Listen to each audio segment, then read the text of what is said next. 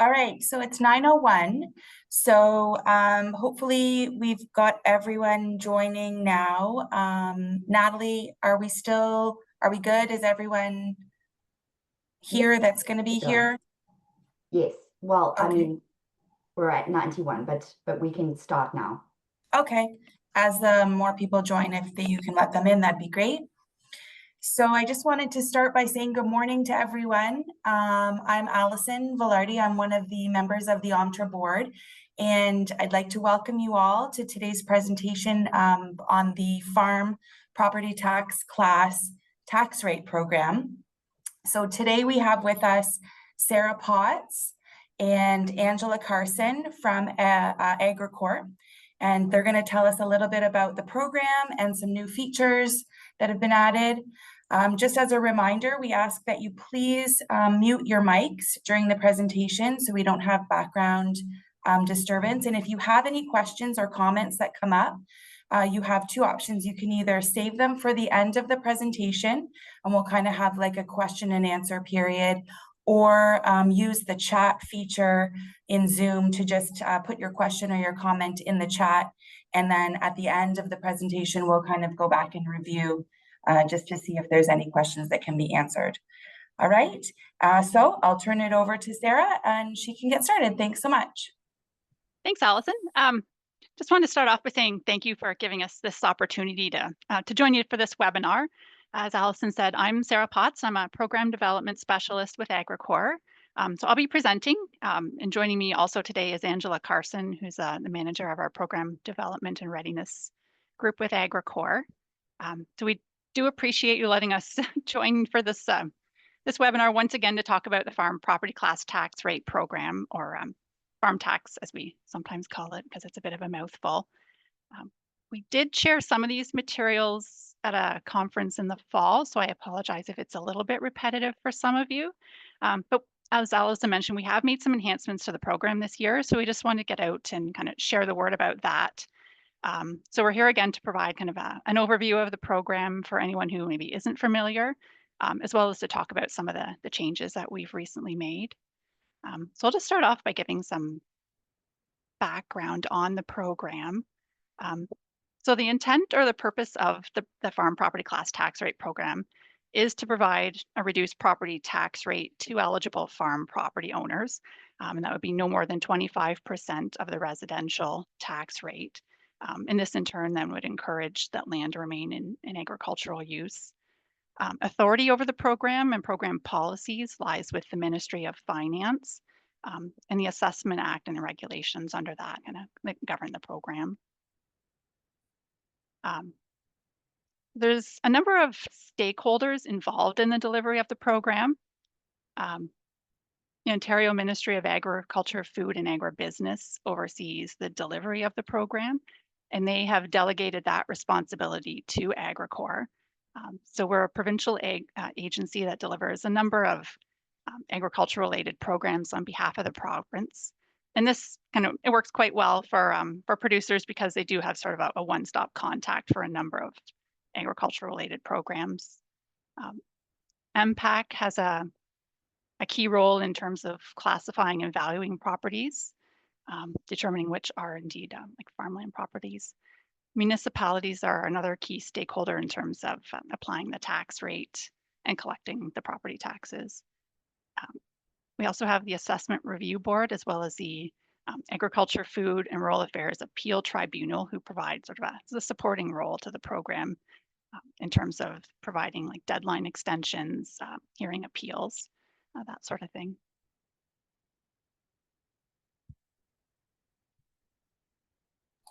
So the farm tax program has been around in its current form for quite a while.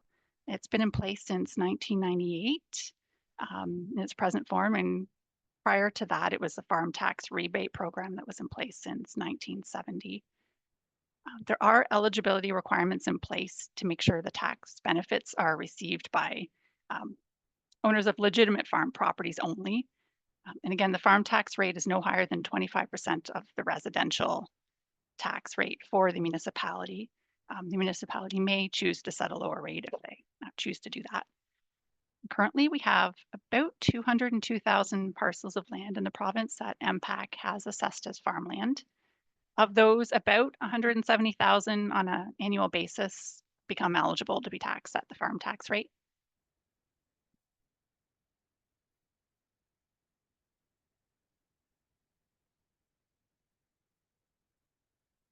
So as I mentioned, the key stakeholders involved in administering the program are MPAC, who would determine the property class and the value, Agricor, who would assess eligibility for the farm tax rate, and then the municipalities who would apply that reduced tax rate.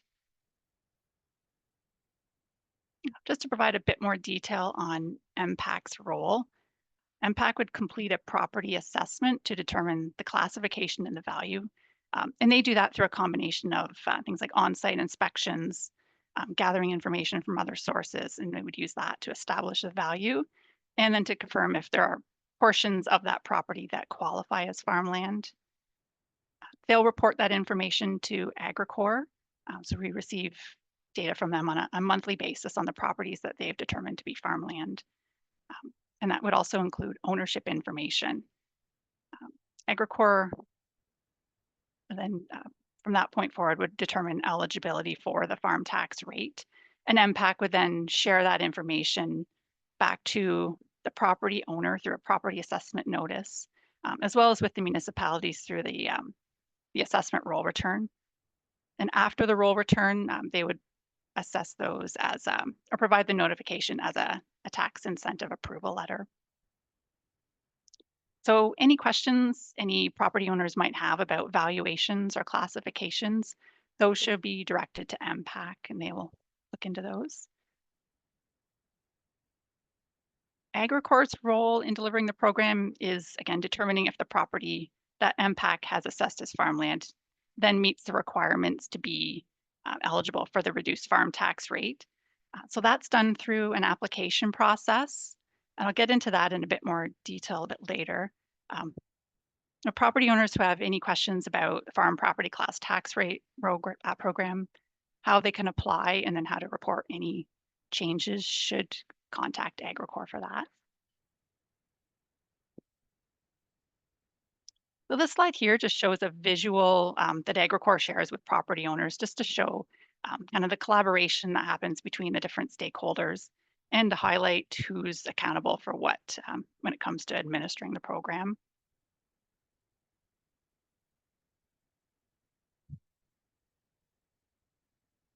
So the next section here just covers the eligibility requirements. So what's required to be eligible to participate and to receive that reduced tax rate. So first, in order to be eligible, MPAC would need to first have classified and valued the property as farmland. That's done based on the requirements that are set out in the Assessment Act. So if a property is newly assessed by as farmland by MPAC, or if there's been a change to property ownership, MPAC will report that to Agricor. The property owner would then need to submit an application to Agricor, and those can be found on Agricorp's website, agricor.com.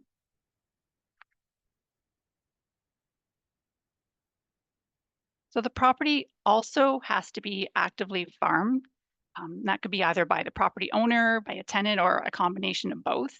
And that farm business operating on the property needs to generate at least $7,000 or more in farming income. And that would be demonstrated by having a farm business registration. So we'll go over the details of the farm business registration program in later slides, but if the farm business doesn't have a farm business register, or the farm business doesn't have a farm business registration number because they maybe have a religious exemption or they don't qualify, there are some exemptions that are available under the farm property class tax rate program, and that would depend on their situation. So the other key requirement to be eligible for the program would be the property owners must be Canadian citizens or permanent residents. So in the case of corporations, more than 50% of the voting shares must be individuals who are Canadian citizens or permanent residents. For partnerships, it would be more than 50% of the income or loss for the partnership that would have to be allocated to to the individuals who are, again, Canadian citizens or permanent residents. There are some other ownership structures that are kind of laid out in the regulations as to how that would apply to them. So essentially there's 4 requirements. So the property needs to be assessed as farmland by MPAC. The farm business operating on the property needs to be generating $7,000 or more in farming income on an annual basis and have a farm business registration number, or they could qualify for an exemption. And the property owners need to meet the citizenship requirements as well. So once a property owner has applied to the program with Agricor, as long as there's no major changes that impact their eligibility, there's no need to reapply. It's a multi-year application, so they do it once, and that should be all that's required, as long as they've maintained eligibility in the program. And that would be done just by keeping that farm business registration number valid. So they would do that by paying a fee on an annual basis. Agricor administers that program as well, so we're able to cross-reference program information to monitor their registration status every year. So in most years, as long as they've kept paying their farm business registration fee, they would just become eligible in the following year. It would carry on, and we would then report that to MPAC. So if there's a change that may impact eligibility, the property owner does need to contact Agricor. That could be a change to ownership, and the new owners in that case would need to apply. If there's a change to their farm business structure or the farm business that's operating on the property, like perhaps a change to a tenant on the property, we may need to make an update in that situation to the farm business number, farm business registration number that's linked to the property.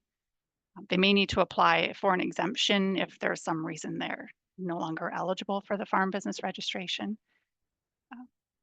So these changes either to the FBR number or to apply for an exemption can be done by submitting that eligibility application to Agricor.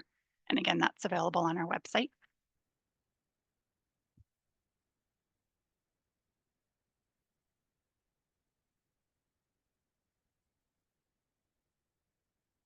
So because it's just so closely tied to the farm property class tax rate program as an eligibility requirement, we did want to provide some details on the farm business registration program as well, just to cover some of the basics of that.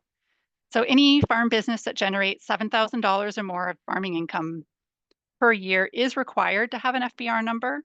That requirement and other kind of program details are outlined in the Farm Registration and Farm Organizations Funding Act. Farm businesses can apply for that through Agricor. And to qualify, they would just need to demonstrate that they've generated $7,000 or more in farming income in the previous tax year and have reported that to CRA. And once they do qualify, they'll need to complete a payment every year just to maintain their eligibility and maintain their registration. The program currently has about 44,000 active registrations every year. So pretty much universal uptake. The payments for that are due by March 1st every year, but they are accepted up to August 31st. And for new registrants to the program, that deadline is extended out to the end of February of the following year. The payments that Agricor collects for that get directed to the accredited farm organizations. And the registrants do have the option to choose the one that they would prefer. So it could be an Ontario Federation of Agriculture, Christian Farmers Federation of Ontario, or the National Farmers Union. If someone has religious objections to participating, they can apply for an exemption for that through AFRAT. And again, if they don't meet the requirements for a farm business registration, they can apply for an exemption under the farm tax program.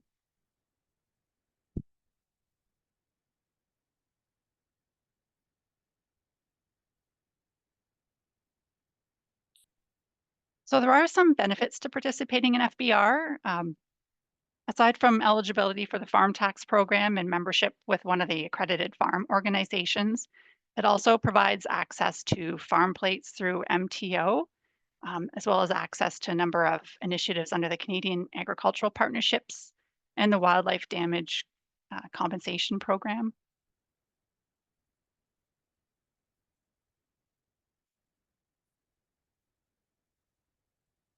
So Agricor and OMTRA have been working together over the past couple of years, looking at ways to make the program easier to access for property owners. Out of that, we've made some changes to how we deliver the program. We've been reaching out to any organizations that might have contact with property owners just to get the word out about that. So we've reviewed our application process and looked for some ways just to make that process easier for property owners without negatively impacting the program integrity. To do that, we've consolidated a number of forms into one application, and then we've simplified that form quite a bit. So previously we had quite a number of separate forms in addition to the main eligibility application. So separate forms for tenants to submit their information, separate forms for farm business registration, exemptions, that sort of thing. So we've rolled all that up into one much simpler form, and we've made that form now available on our website, whereas it used to be largely a paper-based format. So that property owners can just go online and grab that whenever it's convenient for them. So just to reiterate some of the reasons a property owner would need to apply, that would include recently purchasing some farmland, needing exemptions from the requirement to have the farm business registration, or if they're making changes to the farmland use or their operations. So that would include things like changes to their farm business structure. For example, if they're incorporating, making changes to the members of a partnership. If the ownership becomes part of an estate or maybe transferred to family members, those would be some situations where they would need to apply. A change to the tenant on the property would also require an application. So completing that application is an easy process. It's available online on AgriCorp's website. It can be sent back by email, so no need to wait for the mail. And there are some instructions available online that walk them through the application process.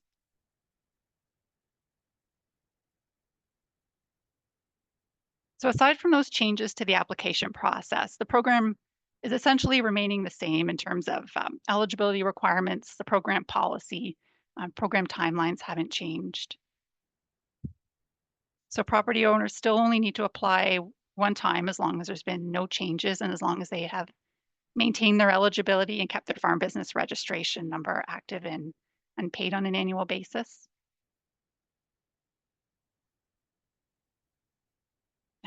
Agricor, OMTRA, and MPAC have been working together on a bit of an outreach campaign just to try to spread the information about the simplified application process and that's now available online.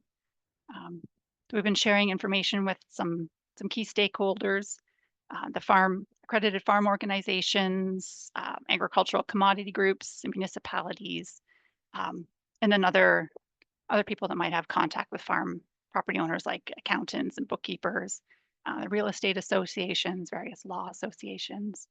And we've also been monitoring the progress of applications through the year, just to keep an eye on that.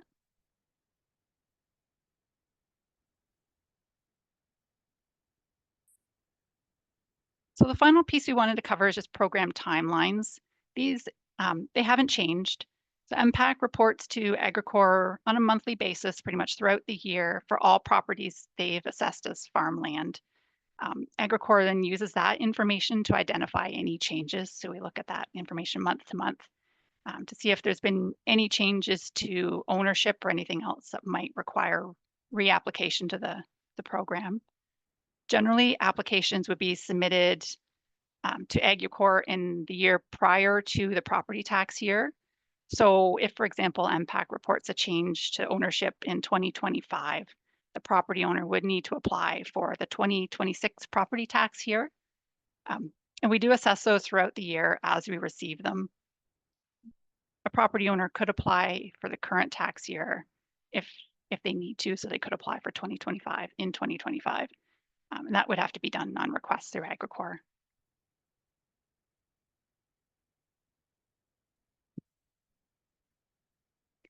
The application deadline for the farm tax program is August 31st of the year before the tax year.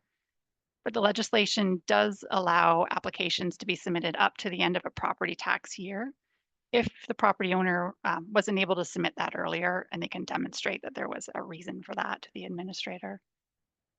So for the 2025 tax year, for example, we could accept applications up to December 31st, 2025. If somebody misses a deadline, the property owner should reach out to Agricor just to discuss their situation. Any changes to eligibility status for the program that Agricor reports to MPAC after the roll return would be processed as a tax incentive approval.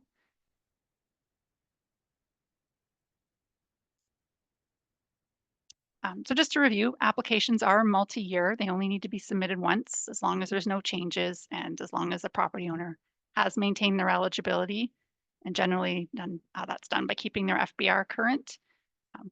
Properties that are found to be eligible are reported by Agricor to MPAC on a monthly basis.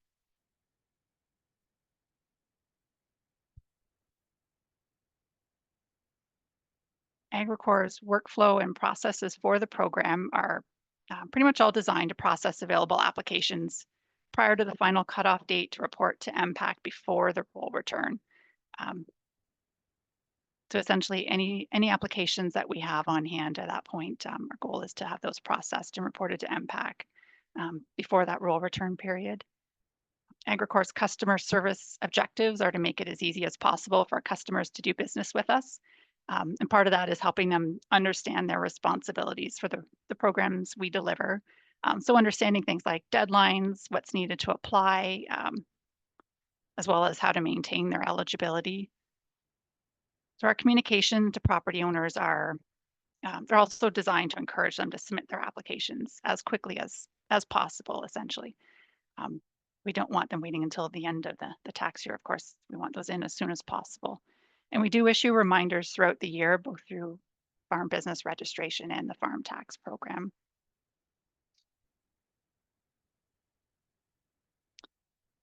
So if a property has been found ineligible and the property owner disagrees with that decision, they do have the option to file a request for reconsideration with Agricor. The deadline for that is generally March 31st of the property tax year, but they can request an extension to that deadline through the Assessment Review Board.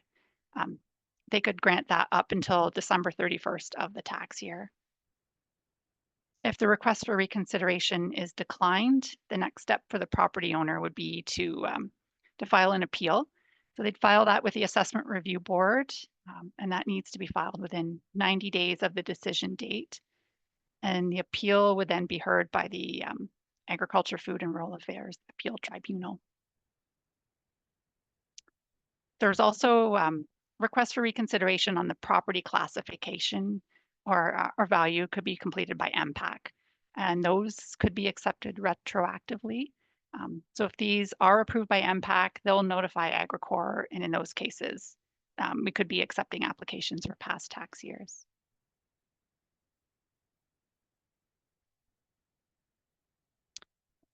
So that's everything we wanted to cover. I guess if there's any questions, we'll do our best to answer those. I'll turn it back over to Allison for that. Okay, that's awesome.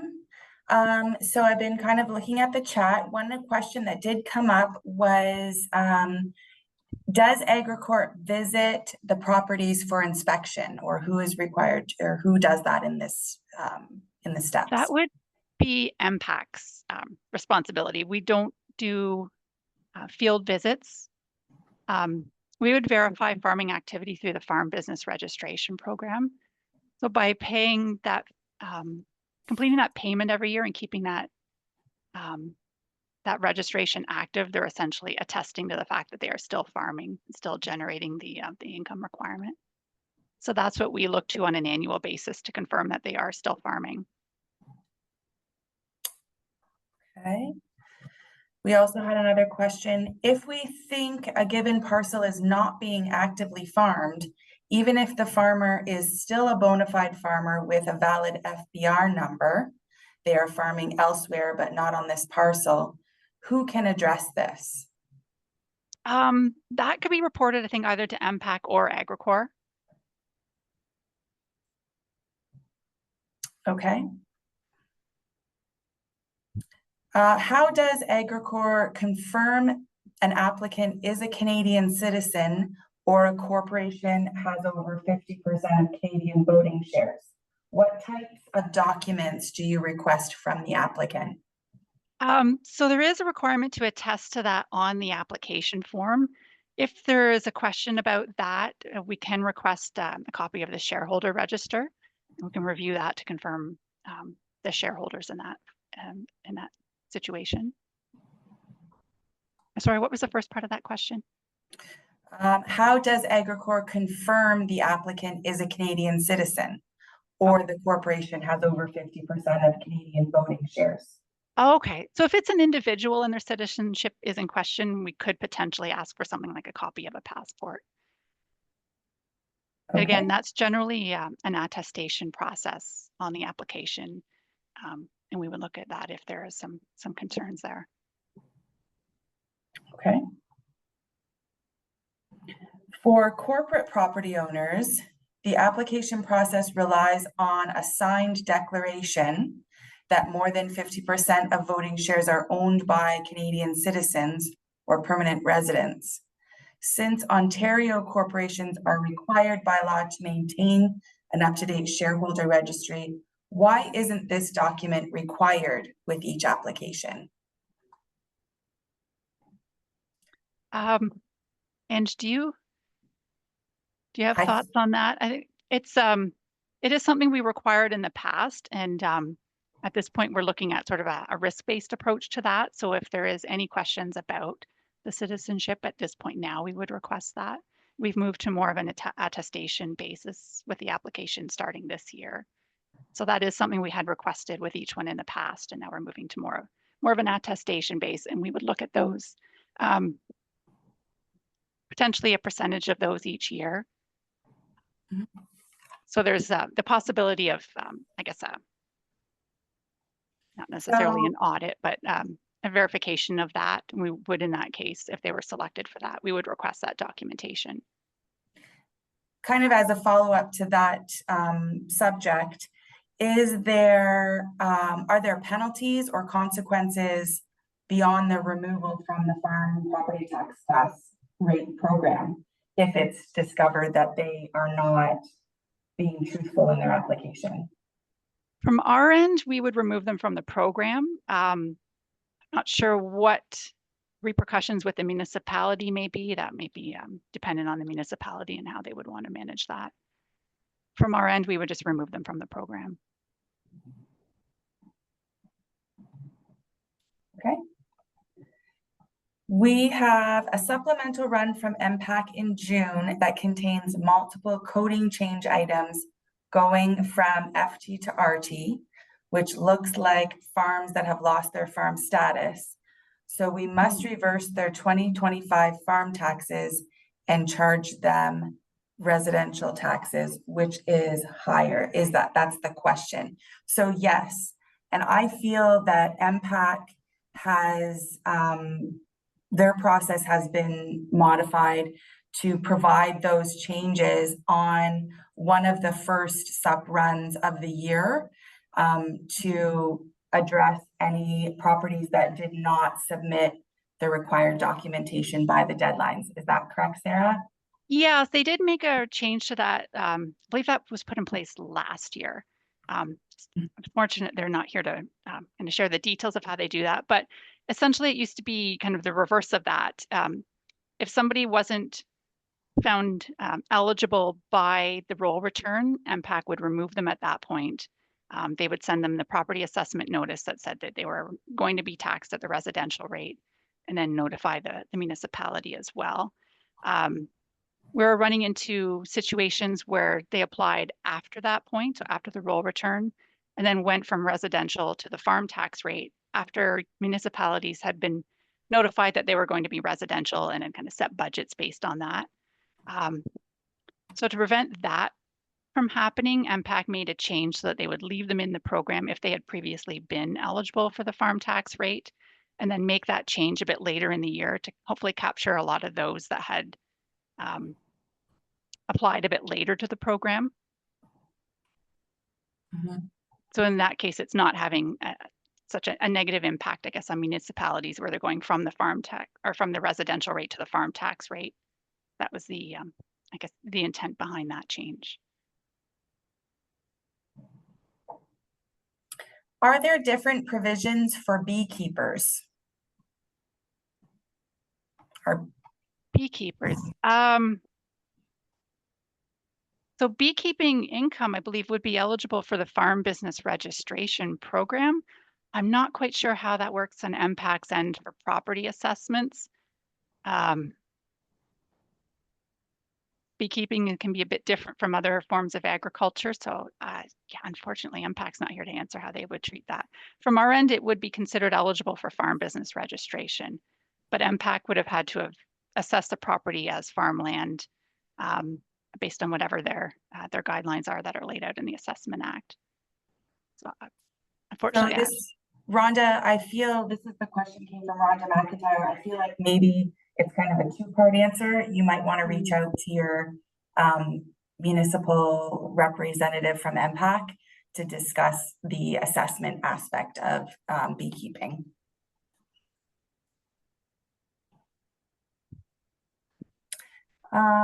Another question came in. Why would the death of one property owner, if there were two owners, trigger a removal of the farm classification? So what we would see on our end coming through the reporting that MPAC provides, generally it would move to like an estate of situation, and then the owner that's deceased would be removed. So it would be, we would see that as a change to ownership, and the new ownership would need to demonstrate their eligibility. Okay. And if the municipality has concerns regarding the 50% Canadian ownership on a large greenhouse operation, is this a concern that can be brought forward to Agricorp for investigation to see if they still meet the eligibility requirements? Yeah, if there's any concerns that somebody is not meeting those requirements, that should be reported to Agricorp, and we would look into that. Would that include any properties that the owner is a bona fide farmer with an FBR number, but the property itself is not actively being farmed? Yeah, absolutely. And I think in a case like that, we maybe would need to work with MPAC to confirm that, but absolutely, that's something that should be reported. And is there like a special body within Agricorp that we would direct those concerns to? Is there a way we can get like some contact info? I think generally just calling into our contact center, or we have a general mailbox contact@agricorp.com. Okay. That would probably be the best route to submit that. Okay.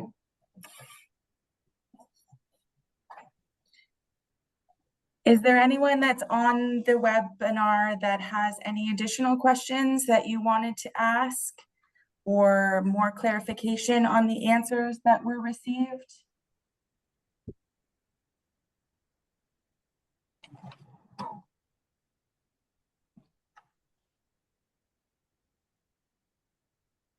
No, saying none.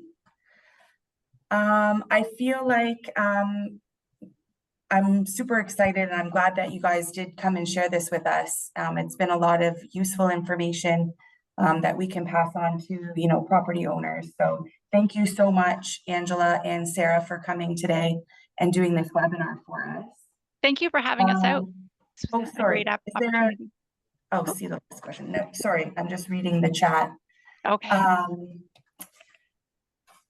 If you have any questions, I guess, to the participants, you can reach out to Agricorp or MPAC, your municipal representative, to answer any additional questions. We will be putting this webinar and the slides on the member side of our OMTRA website. So if you need to refer back or have any questions that came up or want to review this presentation, you can. And I think that's everything. So thank you so much, everyone, for participating. Hopefully we'll see everyone at the conference in a couple of weeks, 3 weeks. I think we're 3 or 4 weeks away. And thank you so much. So I guess we're all set. Thank you. Thank you.